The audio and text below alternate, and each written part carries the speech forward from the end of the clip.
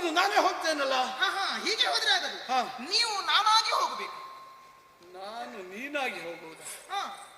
ನಾನು ಅದು ಹೇಗೆ ಸಾಧ್ಯ? ಅಂದ್ರೆ ಮತ್ತಿನ್ನೇನು ಅಲ್ಲ, ಭೀಮ ಭಾಮಿನಿಯಾದರಾಯಿ. ಭೀಮನ ಭಾಮಿನಿ ಹತ್ತಿರ ಇದ್ದಾಳೆ, ಭೀಮ ಭಾಮಿನಿ ಆಗಬೇಕೆ? ಅಂದ್ರೆ ಕೀಚಕ ವಧ ನಿಮಿತ್ತ ಬರೀ ಭಾಮಿನಿಯ ಸಾಕ? ಇಲ್ಲ ಇಲ್ಲ ಇಲ್ಲ, ನೀವೊಂದು ಹೆಣ್ಣು ವೇಷ. ಎಂತ ಮಾತಾಡ್ತೀಯ ನೀ? ಯಾಕೆ? ಅಲ್ಲ, ನಾನು ಸ್ತ್ರೀ ವೇಷ ಮಾಡುವುದ?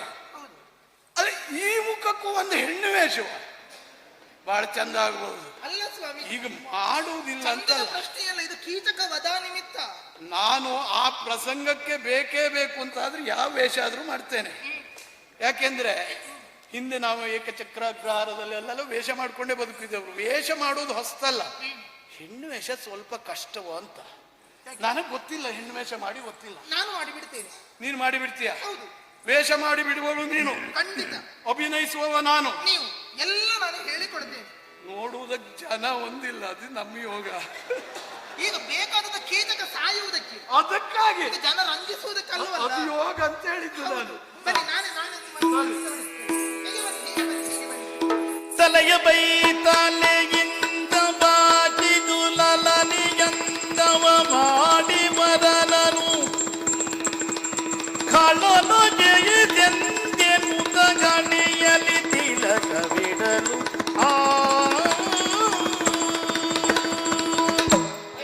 ಆಯ್ತಾ ಹೆಣ್ಣು ವೇಷ? ಕೇಶಾಲಂಕಾರ ಮಾಡುವೆನು. ಹಾಗೆ ತಲೆ ಬಾಚಲಿಕ್ಕೆ ಹೋದ್ರೆ ದೇವರೇ, ತಲೆಯೆಲ್ಲ ಇಷ್ಟು ಸಿಕ್ಕು ಗಟ್ಟಿ ಹೋಗಿದೆ. ಒಂದಿಷ್ಟು ಎಣ್ಣೆ ಹಾಕೊಳ್ಳಿಕ್ಕೆ ಆಗುದಿಲ್ವಾ?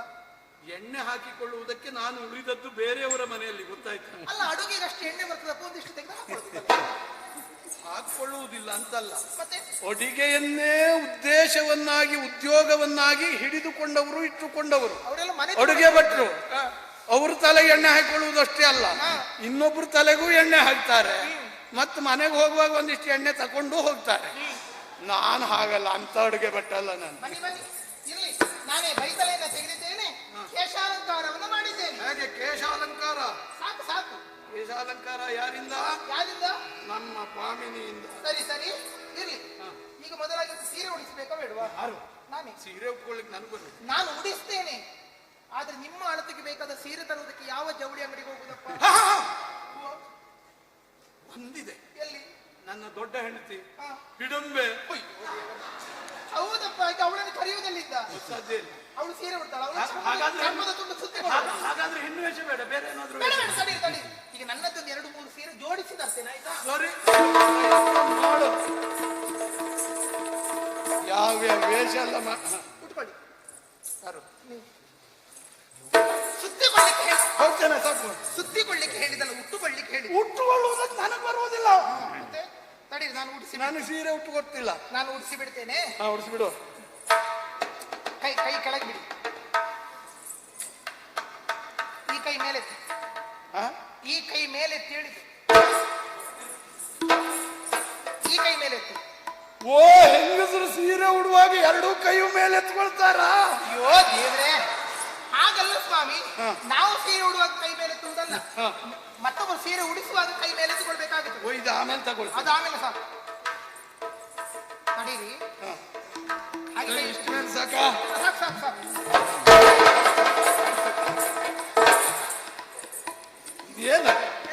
ಏನ್ ಬೇಕಿತ್ತಾ ಇದ್ದಿ? ಸೊಪ್ಪುನವರೇ ಬಿಡ್ದಾಗ. ಹಾಗಲ್ಲ ಸ್ವಾಮಿ, ಈ ಗಂಡಸರ ಸೊಂಟದಲ್ಲೆಲ್ಲ ಸೀರೆ ನಿಲ್ಲುತ್ತದ?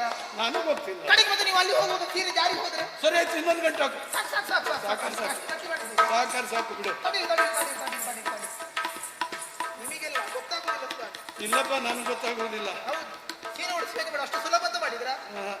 ಬಹಳ ಕಷ್ಟ. ನಿಮ್ಗೆ ಸೀರೆ ಉಟ್ಕೊಂಡ್ರೆ ಮುಗಿಯಿತು. ಅಯ್ಯ, ಸೀರೆ ನಾನು ಹೇಳುವುದಿಲ್ಲ. ಹೊಟ್ಟೆ ಸಣ್ಣದು ಮಾಡಿ. ಸಣ್ಣ ಮಾಡು ಹೊಟ್ಟೆ ಅಲ್ಲ ಅದು, ಅದು ಎಲ್ಲವರ ಹೊಟ್ಟೆ ಅಂತಲ್ಲ, ಭೀಮನ ಹೊಟ್ಟೆ. ಅದು ಬರೀ ಬಹಳ ಗಟ್ಟಿ ಅಲ್ಲ ಸ್ವಾಮಿ. ಅಷ್ಟು ದೊಡ್ಡ ಹೊಟ್ಟೆಗೆ ನೆರೆ ಸಿಕ್ಕಿಸುವುದಾದ್ರೆ ಹೇಗೆ ಹೇಳಿ? ನೆರಿ ಬೇಡವೆ? ಒಂದ್ ಕೆಲಸ ಮಾಡಿ, ಉಸಿರು ಒಳ ತೆಗೆದುಕೊಳ್ಳಿ. ಹೊಟ್ಟೆ ಸಣ್ಣದಾಗ್ತದ ಇಲ್ವಾ?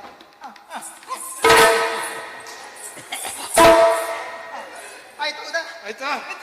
ಕೈ ಕೈ ಕೈ ಕೈ ಮೇಲೆ, ಕೈ ಮೇಲೆ.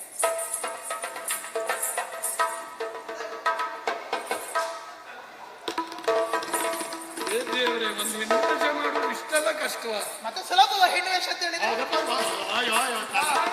ಹೇಳ್ಲಿಕ್ಕೆ ಸುಲಭ ಆಗ್ತದೆ.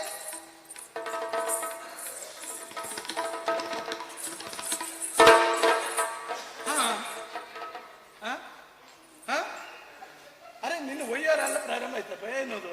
ಎಲ್ಲ ಹೌದು, ಎಲ್ಲ ಹೌದು, ಎಲ್ಲದೂ ಹೌದು. ಈಗ ನಿಮ್ಮ ಎದೆಗೆಂತ ಮಾಡುದು? ಬೇರೆ ಗತಿ ಇಲ್ಲ. ಅದು ನಮ್ಮ ಎದೆಗೆ ಸ್ತ್ರೀವೇಷ ಮಾಡಿಸುವವರೇ ಹೊಣೆಗಾರರು. ಅದೇ ಒಂದೆರಡು ಕಡಿಯುವ ಕಲ್ಲೇ ತಂದಿಡ್ಬೇಕು ಬಿಟ್ರೆ ಬೇರೆ ಗತಿ. ನೋಡು, ನಿನ್ನ ಹತ್ರ ಸಾಧ್ಯ ಆದ ತಗೊಂಡ್ ಬಾ. ಬೇಡ ಬಿಡಿ, ಈಗ ಹೇಗೆ ಅವನನ್ನು ಬೇಡ. ಅಲ್ಲ, ನನಗದೆಲ್ಲ ಗೊತ್ತಿಲ್ಲ. ಯಾರ್ಯಾರಿಗೆ ಈ ಕೈ ಬಿಡಿ, ಯಾರ್ಯಾರಿಗೆ ಎಷ್ಟು ಹೇಳುವುದಿಲ್ಲ. ಅಲ್ಲ ಸರಿ ಸರಿ, ಆಯ್ತಾಯ್ತು. ಸೀರೆ ಉಂಟದಾಯ್ತು, ಸ್ತ್ರೀವೇಷ ಆಯ್ತಾ? ಸರಿ ತಡಿ. ಅಯ್ಯೋ ಬೇಡ, ಮನೆಗೆ ಆ ಸೀರೆ ಮರ್ಯಾದೆ ಒಂದಿರ್ಲಿ, ಅದಲ್ಲ ಆ ಮೀಸೆ ತೆಗಿರಿ. ಸೀರೆ ಬಿಚ್ಚು ಬಿಸಾಡಿ ಬಿಡ್ತಾನೆ. ಮೀಸೆ ಸುದ್ದಿಗೆ ಬರಬೇಡ ನೀನು. ಅಲ್ಲ ಮತ್ತೆ ಮೀಸೆ ಸುದ್ದಿಗೆ ಬರಬೇಡ. ಅಲ್ಲ ಮತ್ತೆ ಮೀಸೆ ಇಟ್ಟೆ ಹೆಣ್ಣು ವೇಷ ಎಂತದ್ದು ಕರ್ಮ? ಎಂತದ್ದು? ಹೌದು. ಎಂತ ಮೀಸೆ ಇದು? ಅಯ್ಯೋ, ಎಷ್ಟು ಜನ ಈ ಮೀಸೆ ಮೇಲೆ ಕಣ್ಣಿಟ್ಟಿದ್ದಾರೆ ಗೊತ್ತುಂಟಾ? ಹೌದಾ? ನಿನಗೂ ನನ್ನ ಮೀಸೆ ಮೇಲೆ ಕಣ್ಣು. ಯಾಕೆಂದ್ರೆ ನಿಮ್ಗೆಲ್ಲ ಎಷ್ಟು ವರ್ಷ ತಪಸ್ಸು ಮಾಡ್ರು ಇಂಥ ಮೀಸೆ ಬರುವುದಿಲ್ಲ ನೋಡು. ಇಲ್ಲಪ್ಪ, ಯಾವಳಾದ್ರೂ ಹೆಣ್ಣು ತಪಸ್ಸು ಮಾಡಿ ಮೀಸೆ ಬಡಿತಾಳ? ಬೇಕು ಅಂತಾದ್ರೂ ಬರುವುದಿಲ್ಲ ಅಂತ. ಇದ್ರು ಹೋಗ್ಲಿ ಅಂತ ಕೇಳ್ಕೊಳ್ತಾಳ. ಅಲ್ಲ ಮೀಸೆ ಇಟ್ಟ ಹೆಣ್ಣು ವೇಷ ಎಂತದ್ದು? ಇರ್ಲಿ, ನಾನ್ ಮೀಸೆ ತೆಗೆಯುವುದಿಲ್ಲ. ತಡಿ ಹೇಗಾದ್ರೂ ಮಾಡಿ ಅದನ್ನು ಮರೆಸಿದ್ರೆ ಆಯ್ತು. ಅದಕ್ಕೊಂದು ದಾರಿ ಉಂಟು. ಆಗ ಹೀಗೆ ಇಟ್ಕೊಂಡ್ರೆ ಆಯ್ತು. ಈ ಹೆಂಗಸ್ರಿಗೆ ಏನೆಲ್ಲ ಉಪಾಯ ಗೊತ್ತುಂಟಪ್ಪ. ಹೌದಾ? ಆಯ್ತು. ಆಯ್ತಾ? ಈಗ ಇದಾಯ್ತು. ಆಯ್ತಾ? ಈಗ ಇನ್ನು ಕೀಚಕನಲ್ಲಿಗೆ ನೀವು ಹೋದ್ರೆ ಆಯ್ತು. ಅದು ನಾನು ಹೋಗ್ತೇನೆ. ಹೋಗಿ, ಕೀಚಕನಲ್ಲಿ ಕೀಚಕನಲ್ಲಿಗೆ.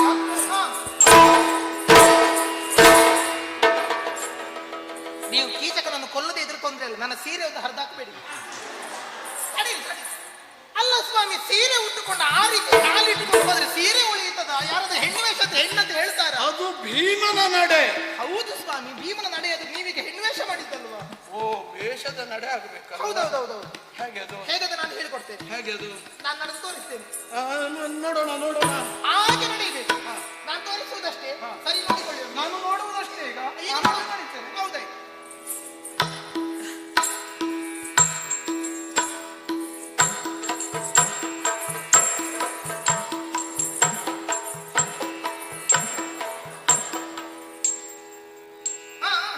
ಹೆಜ್ಜೆ ಮೇಲೆ ಹೆಜ್ಜೆ ಇಟ್ಟಾಯ್ತು. ಇದು ಅದೊಂದು ನೀವು ಮುಚ್ಕೊಂಡೆ ಹೋಗುದು.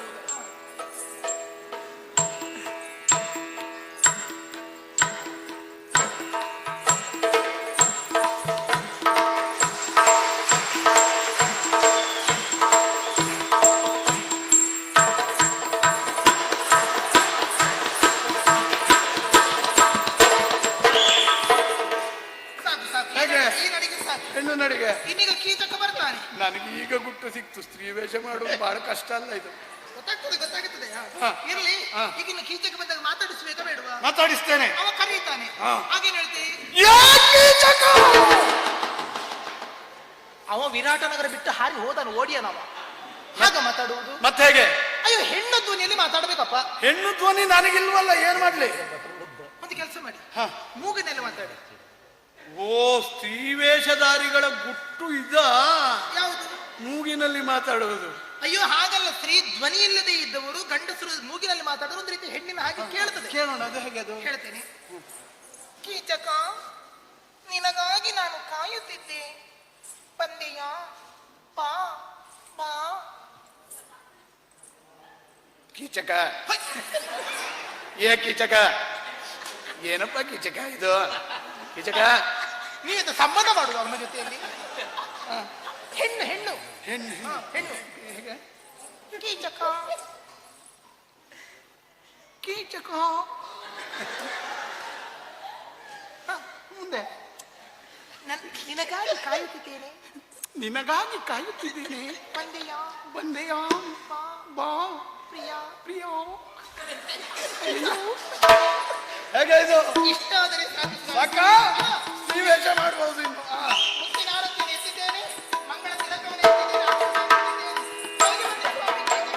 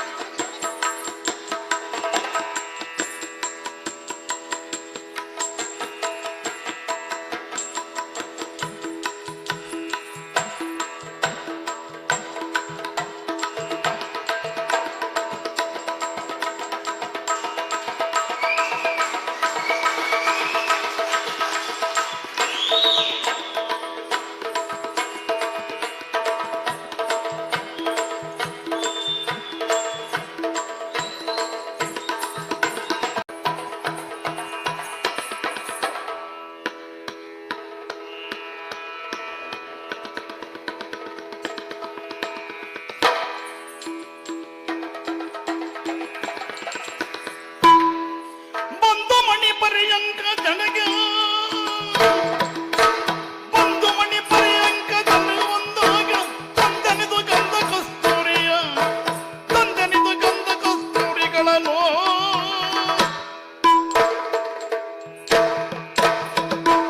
ಅಪ್ಪ ನನಗಿಂತಲೂ ಪೂರ್ವದಲ್ಲಿಯೇ ಬಂದು ನಿರೀಕ್ಷೆ ಮಾಡಿ ಮಾಡಿ ಮಾಡಿ ಪಾಪ ಮಲಗಿ ನಿದ್ರೆ ಮಾಡಿ ಬಿಟ್ಟಿದ್ದಾಳೆ. ಅವಳನ್ನು ಎಬ್ಬಿಸಿ ನಾನೇ ಕೇಳಬೇಕಾಗಿದೆ. ಓ ಸೈರಂದ್ರಿ, ಈ ಪ್ರಪಂಚದಲ್ಲಿ ನನ್ನಂತ ಸುಂದರ ಪುರುಷನನ್ನು ನೀನು ಕಂಡರಿತಿದ್ದೇನೆ. ಓ ಎಲವ ಕೀಚಕ ಕೇಳು ಚಲುವ ನೀನಗುದೆಂದು ಎಲವೋ ಕೀಚಕ ಕೇಳು ಚಲುವ ನೀನಗುದೆಂದು ಆ, ಒಲಿದು ಬಂದೆನು ನಾನು ಬಲು ಧೀರನೆಂದು. ಸೈರಂದ್ರಿ ಪ್ರಪಂಚದಲ್ಲಿ ರೂಪವಂತರನ್ನೇ ಕರೀತಾರೆ, ಹಾ ಆದರೆ ನಿನ್ನಂತ ರೂಪವಂತನನ್ನು ನಾನು ಇಲ್ಲಿಯ ತನಕ ಕಂಡಿಲ್ಲ. ಎಲವೋ ಕೀಚಕ ಮುಗ್ಧ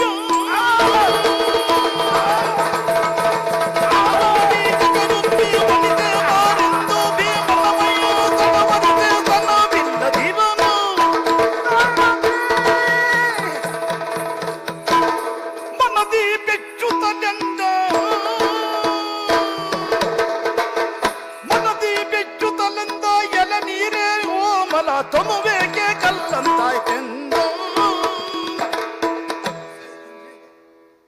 ಸೈರಂದ್ರಿ, ಏನೇ ಇದು? ಮೃದುವಾದಂತ ಕೋಮಲ ಶರೀರವನ್ನು ಹೊಂದಿದವಳು ನೀನು.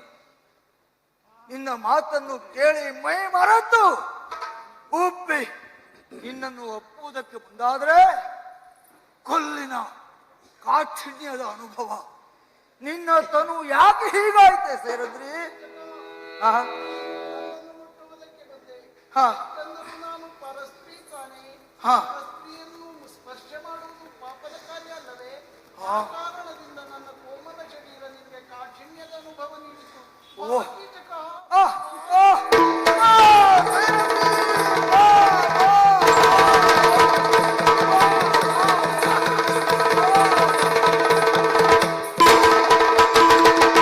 ಮುಂದಲೆಯನು ಪವನ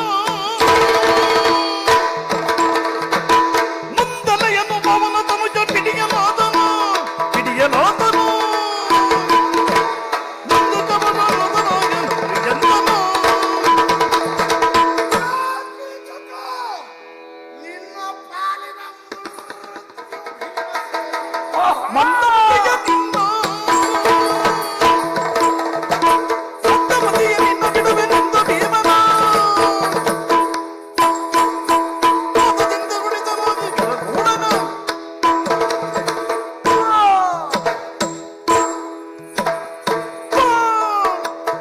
ಬಾ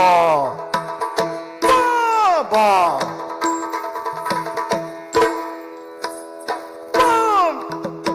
ಬಾ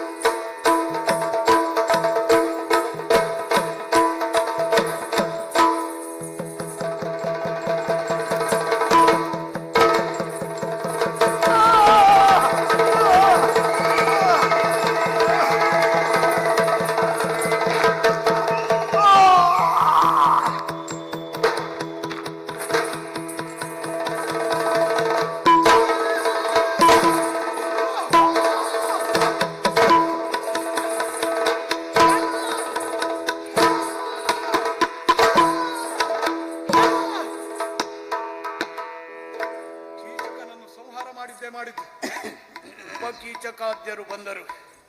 ಬಂದಿರುವಂತಹ ಉಪಕೀಚಕಾದ್ಯರನ್ನು ಸಿಕ್ಕ ಸಿಕ್ಕ ಮರಗಳಿಂದಲೇ ಮುರಿದು ಬಡಿದು ಕೊಂದೆ. ಯಾರಿಗೂ ತಿಳಿಯದ ಹಾಗೆ ಅತ್ತೆ ಪಾಕಶಾಲೆಯನ್ನು ಸೇರಬೇಕು. ನಾಟ್ಯ ಗ್ರಹವನ್ನು ಬಿಟ್ಟು ಪಾಕಶಾಲೆಗೆ ಹೋಗಬೇಕು.